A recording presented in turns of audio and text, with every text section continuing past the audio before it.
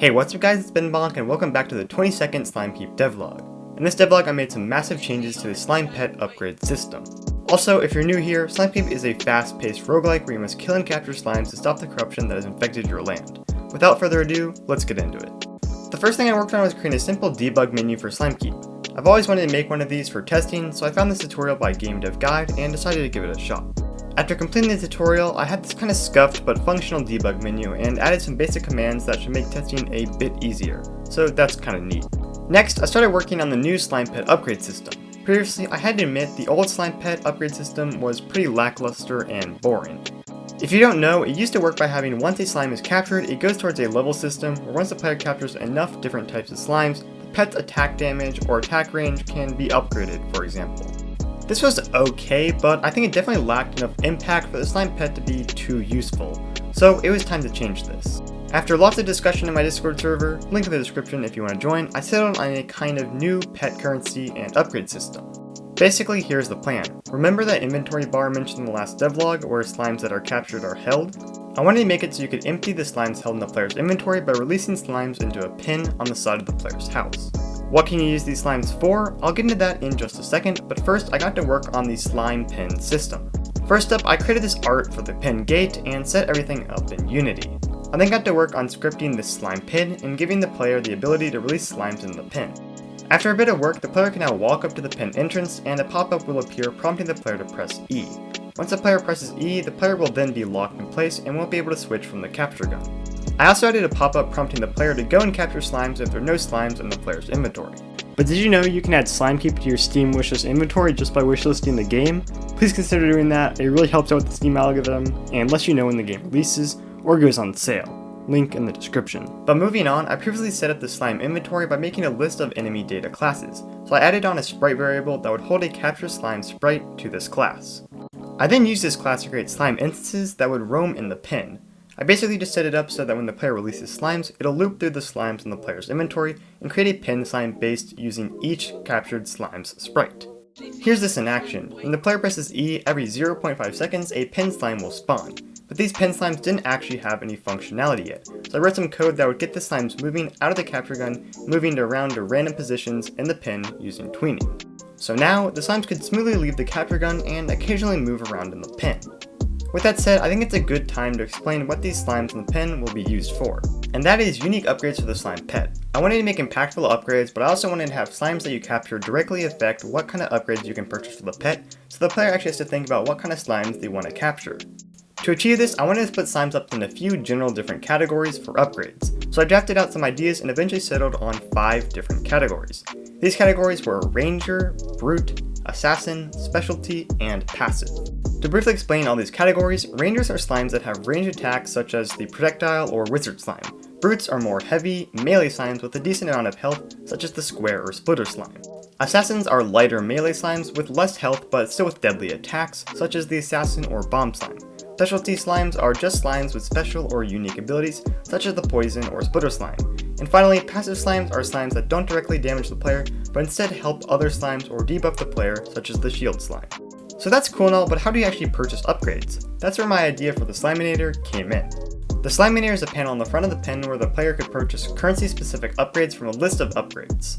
The player would gain this currency from releasing captured slimes in the pin, as each slime would have a specific currency that it would give, based on slime categories such as Ranger, Brute, Assassin, Specialty, or Passive. So in short, you could purchase Brute type upgrades using currency from Brute type slimes, for example. Okay, I know that was a lot of explanations, so thanks for sticking with me, but let's get back to work. First up, I made it so that upon releasing slimes in the pin, those slimes would be transferred out of the player's inventory and into a separate list on the Slimeinator to keep track of currency.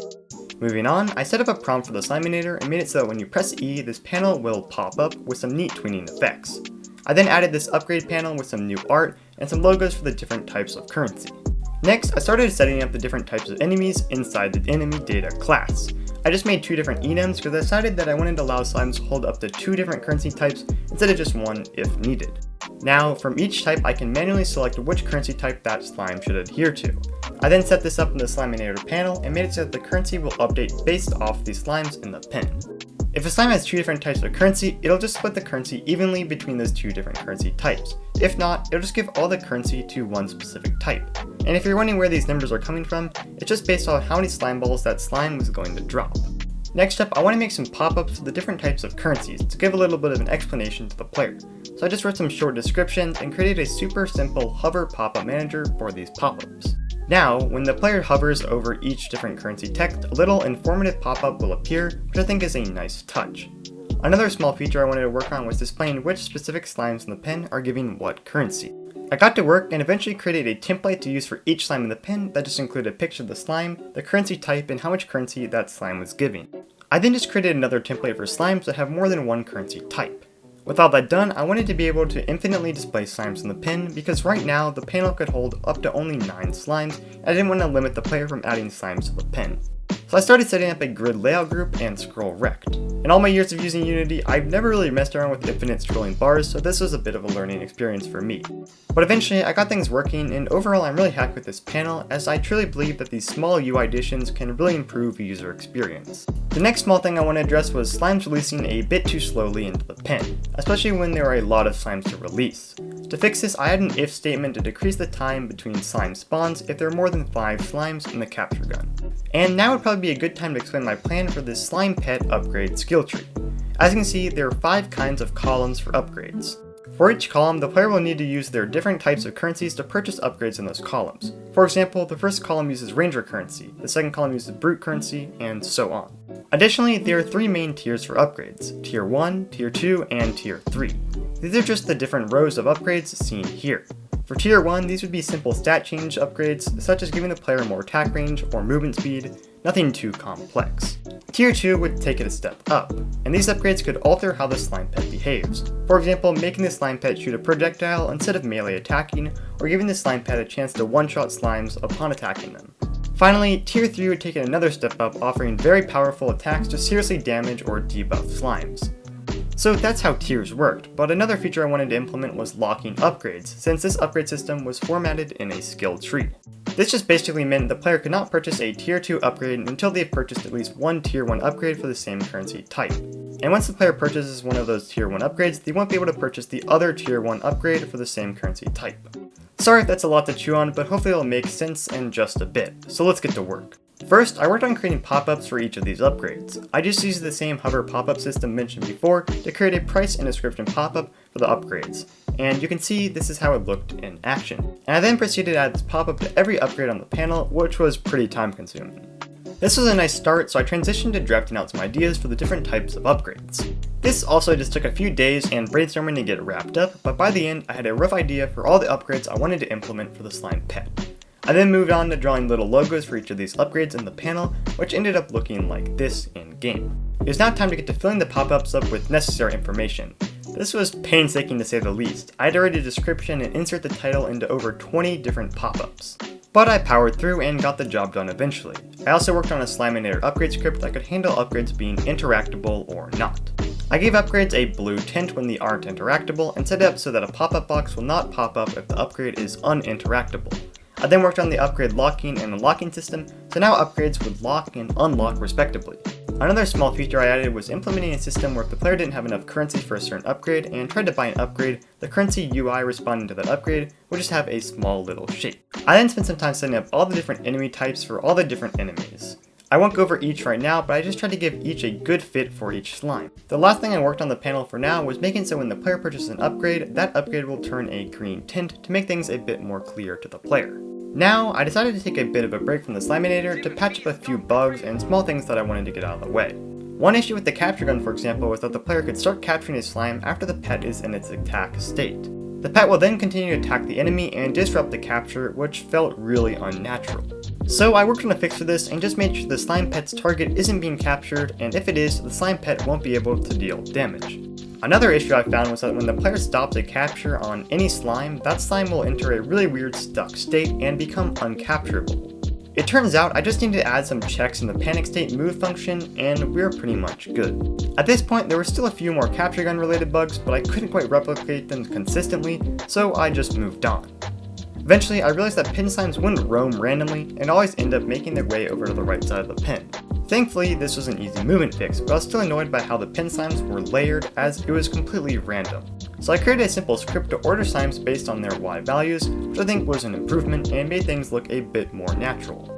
Another small thing I worked on was the inventory bar. I got some feedback that it was too small and not noticeable enough, so I made it a tad bigger. I think this is an improvement, but let me know what you think. This change also made me realize I didn't empty the inventory UI bar after releasing slimes, so I just patched that up. The final thing I worked on for this devlog was the slingshot. Since the player had to release slimes in the pen back at the house, I didn't want it to be a hassle for the player have to run back to the house every time they needed to release slimes. To solve this issue, I settled on a slingshot idea proposed by Northray1. Pretty much, the slingshot would act as a sort of teleporter back to the home area. I thought it'd be cool to just place these in shops or other important areas to help out the player. With that said, I got to work creating the art for the slingshot. Unfortunately, things were going a bit rough, and by the end, the slingshot that I created looked pretty awful in my opinion. Thankfully, I took the time to redraw the slingshot completely, and now it's looking much better. I then just worked on setting this slingshot up in the scene and worked on some scripting behind it. This basically just involved me making the camera zoom in on the player and switching the player's position to the hub room.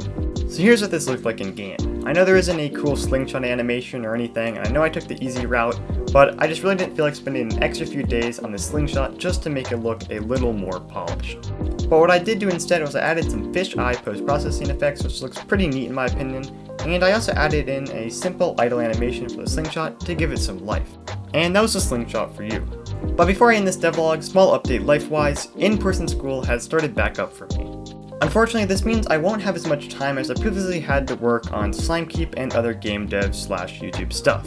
I've actually already finished creating the upgrades themselves for the slime pet, along with some other changes, but I just decided to hold off from publishing them in this devlog as it's already getting pretty long, and I figured holding off could potentially help with not having to potentially delay the next Slimekeep devlog. So I hope you guys understand, and please hang with me. I'm still working hard, but I just don't have as much free time as I'd like to have. But with that said, that's gonna be all for this devlog. Hope you guys liked it, and if you did, consider subscribing or liking the video. Also, please consider wishlisting Slimekeep on Steam, it really helps. Anyways, I'll see you guys in the next video.